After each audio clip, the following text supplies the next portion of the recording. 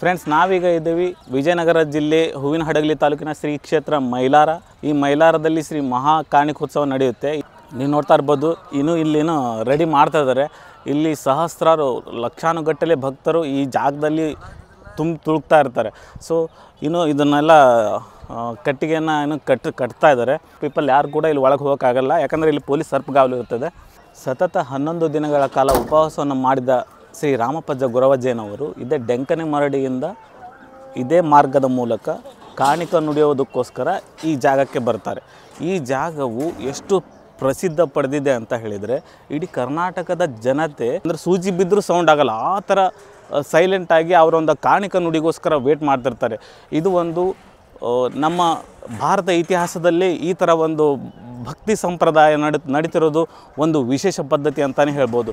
ಈ ಕಾಣಿಕೋತ್ಸವ ಹೀಗೆ ವರ್ಷದಿಂದ ವರ್ಷಕ್ಕೆ ಭಕ್ತರನ್ನು ಆಕರ್ಷಿಸ್ತಾ ಇದೆ. ಈ ಒಂದು ಜಾಗ ಈ ಏನು ಜಾಗ ಇದೆಯಲ್ಲ, ಈ ಜಾಗನೇ ಭಾಳ ಇಂಪಾರ್ಟೆಂಟ್ ಆಗುತ್ತೆ. ಯಾಕಂದರೆ ಇಲ್ಲಿ ಕಾಣಿಕ ವಂಶದ ಗೊರವಜ್ಜನವರ ವಂಶದ ಮತ್ತು ಇಡೀ ದೇವಸ್ಥಾನ ಕಮಿಟಿ ವತಿಯಿಂದ ಯಾರ VIP ಗಳು ಇರ್ತಾರೋ ಅಂಥವ್ರು ಮಾತ್ರ ಈ ಜಾಗದಲ್ಲಿ ಅವಕಾಶ ಮಾಡಿಕೊಡಲಾಗ್ತದೆ.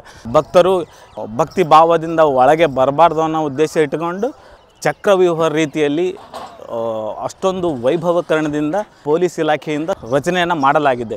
ಸೊ ಇದೇ ಒಂದು ಮುಖ್ಯ ಪಾಯಿಂಟ್ನಿಂದ, ಅಂದರೆ ಇದೇ ಒಂದು ಮುಖ್ಯ ಪ್ಲೇಸ್ನಿಂದ ಕಾಣಿಕದ ಗೊರವಜ್ಜನವರು ಸರಿಸುಮಾರು 5ವರೆಗೆ ಕಾಣಿಕೋತ್ಸವವನ್ನು ನುಡಿತಾರೆ. ನೋಡ್ತಾ ಇರ್ಬೋದು, ನಾವು ಕಾಣಿಕ ಹೇಳುವ ಮುಖ್ಯ ಪಾಯಿಂಟ್ ಎಲ್ಲಿ ರಾಮಪ್ಪಜ್ಜ ಗೊರವಜ್ಜನವರು ಕಾಣಿಕವನ್ನು ನುಡಿತಾರಲ್ಲ, ಆ ಜಾಗದಲ್ಲೇ ಇದ್ದೀವಿ. ಈ ಒಂದು ದಿನ ಮುಂಚೆ ಇಲ್ಲಿ ಕಾಣಿಕದ ಒಂದು ದಿನ ಮುಂಚೆ ಇಲ್ಲಿ ಇದೇ ಜಾಗದಲ್ಲಿ ಆ ಬಿಲ್ಲನ್ನು ಪೂಜೆ ಮಾಡುವ ಗೊರವಜ್ಜನವರ ಬಿಲ್ಲನ್ನು ಇಲ್ಲೇ ಇಡಲಾಗಿರುತ್ತೆ. ಸೊ ಇದೇ ಜಾಗದಿಂದ ಗೊರವಜ್ಜನವರು ಮೈಲಾರಲಿಂಗೇಶ್ವರನ ಕಾಣಿಕವನ್ನು ನುಡಿತಾರೆ.